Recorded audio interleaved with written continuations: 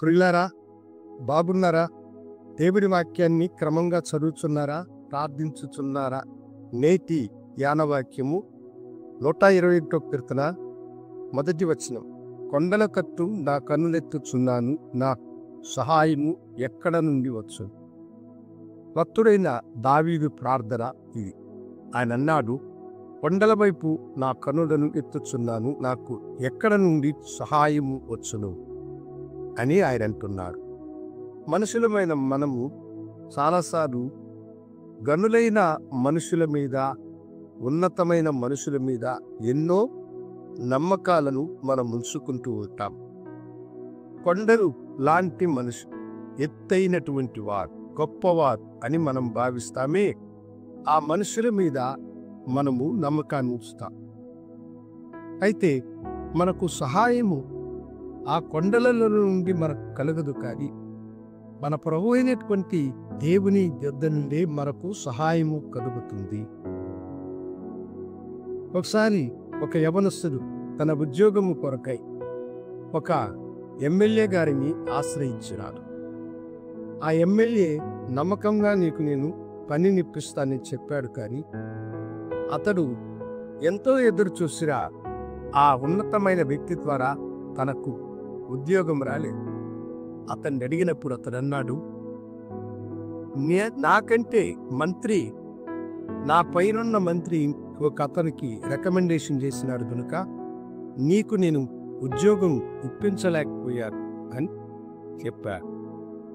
ఈసారి ఈ యవనస్తుడు తాను చేసిన తప్పుని జ్ఞాపకం చేసుకుని దైవ సముఖంలోకి వెళ్ళి క్షమాపణ కోరి, ప్రభువా, నిన్ను ఆశ్రయించవలసిన నేను, నీ వైపు చూడవలసిన నేను, నీవు నాకు సహాయము చేస్తావని నమ్మవలసిన నేను మనుషులను నమ్మినాను.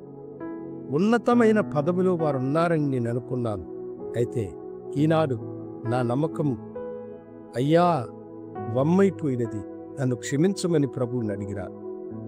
ఆశ్చర్యకరమైనటువంటి దేవుడు తన కృపాహస్తము అతనికి చాపినాడు.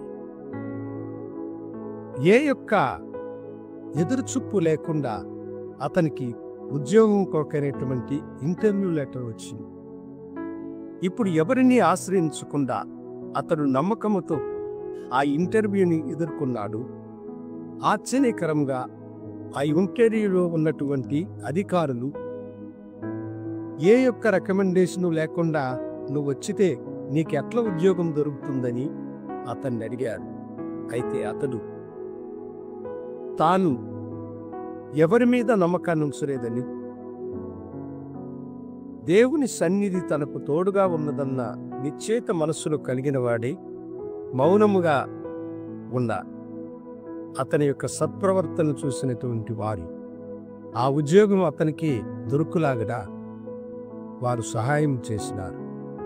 అవును దేవుని బిడ్డ, లోకములో ఉన్న గొప్ప మనుషులను నమ్మినప్పుడు దొరకనటువంటి సహాయం దేవుని మీద అతను ఉంచిన నమ్మకాన్ని బట్టి ఆ సహాయం దొరికింది. కనుక మనము కూడా కొండల వైపు మన కనులను ఎత్తకుండా దేవుని వైపు మన కనులను ఎత్తుదాపి ఆయన మిమ్మలను ఆశీర్వదించి మీకు సహాయం చేయగాక. ప్రార్థించుకుందాం. కనుడా, నీ బిడ్డలకు మేము సహాయం చేసి వారు కోరుకునే వాటిని అనుకరించి ఆశీర్వదించమని యేసు నామమున అడుగుచున్నాము తండ్రి. ఆమేన్. శుభోదయం. ప్రభు మిమ్మల్ని దీవించును గాక. ఆమేన్.